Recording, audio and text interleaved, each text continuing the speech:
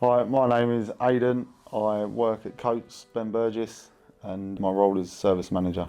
I joined the military in 2016. I was infantry, and then I left in February. The 1st was my last day, and I was infantry throughout, and I just progressed. I was there for 9 years, or just short of 9 years, and yeah, I just promoted, done what I could.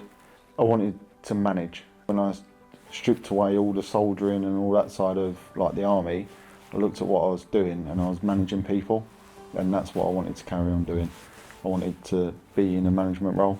The strengths and attributes Lewis brings in to the company and the team is like he's like drive that obviously the army installs in people, the humour, the professionalism and the standards he holds himself to. Lewis he done the military recruitment program.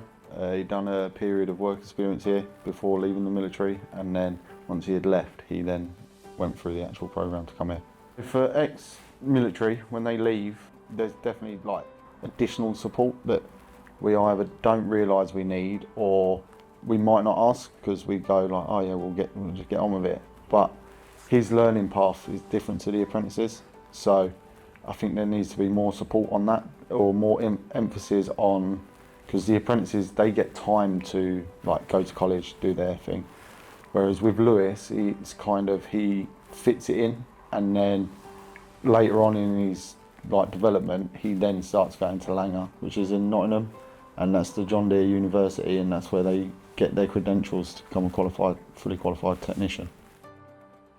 Every company I looked for when I was leaving the military, I always looked to see if they had a support network for ex-military. It wasn't the be-all and end-all if they didn't, but it was a big part of why I applied for places, or definitely looking here. When I got told Lewis was working here before me, I was like, no, that's good. Like someone to like mix up with, do you know what I mean? From the same background.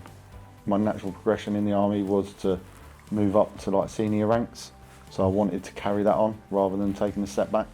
And again, that's why it's important for people like Lewis. We have to take a step back sometimes to progress. If you think someone's left the military, he's left with a bit of rank, so he had a lot of responsibilities and job roles. He could almost at times feel like, I'm not saying he does, but he could feel like he's taken a step back. And after a period, if he's not seeing a progression or feeling like he's getting progressed, he might think, was this the right move or not? Because it's a big question a lot of ex-military will ask themselves, did I make the right choice or not to leave? To any employers that don't employ veterans, they're missing out on a huge pool of talent. They've learned so much, been so many places, worked with so many different people.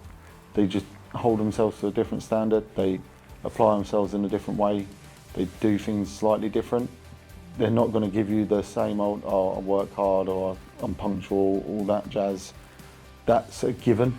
That's not even part of their sales pitch of when they're applying for places, because that's just everyday routine.